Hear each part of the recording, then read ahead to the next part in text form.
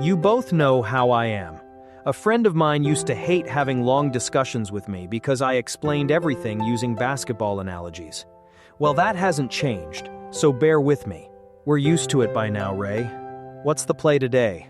Let's say a team on your schedule is averaging 110 points per game. Now, imagine the basketball coach tells his assistant, "Don't show me the statistics. Don't tell me their tendencies. I don't want to know how dangerous they are or what I'm facing." Question: does the coach's ignorance of those facts change the facts? Not at all. The team still scores 110 points whether you look at the paper or not. Exactly. It doesn't change a thing. Well, that was me 12 years ago. Not knowing about a situation does not mean that the situation doesn't exist. Back in June of 2010, I was visiting Houston with a team of young players from Quakenbrück, Germany. It was a memorable trip because it was my final run with that squad. These kids had improved every single time they came over. They were outstanding. But toward the end of the trip, my stomach started acting up. I played it off as nothing, until one night, around 2 in the morning, the pain was so severe I could barely move. I literally had to crawl out of bed and make my way down to the hotel lobby. I left a message for the team with the front desk clerk. If you don't hear from me in the morning, contact our favorite host family, and they'll get you home safely. You crawled to the lobby. Ray? What did they find at the hospital? I ended up at Clear Lake Regional.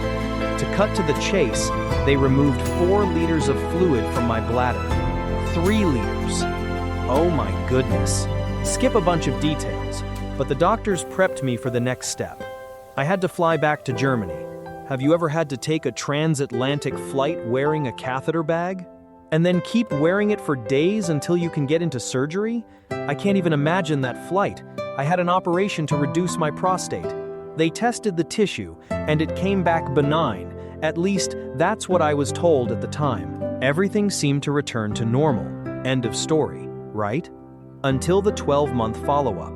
In June of 2011, I went in for my checkup. The doctor looked at my numbers and told me my PSA level was 15.2. Now, normal PSA is under 4. Anything over 10 means the risk of prostate cancer is much higher. Mine was 15.2. He recommended an immediate biopsy. And right about then, stupid coach personality took over. What do you mean, stupid coach? What did you do? I became that coach who refused to read the scouting report. I had premonitions of what this opponent, cancer, could do. But I turned a blind eye because I simply didn't want to know. You canceled the biopsy? I ignored it.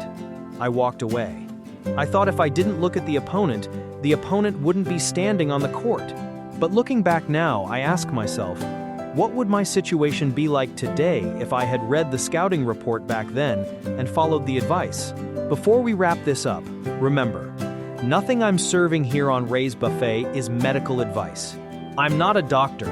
I'm just putting my personal experiences on the table for you to take and interpret as you see fit. So, I have a few questions for you watching at home. How much do you know about your PSA? Have you had a checkup lately? And when you get those results back, what are you going to do with them? That's a heavy question. It is, Sarah. But don't worry, it won't always be this morbid. There are plenty of lighter servings coming up on the menu. We're starting this story near the end of the book, but to understand the overtime, you have to know how the early quarters were played.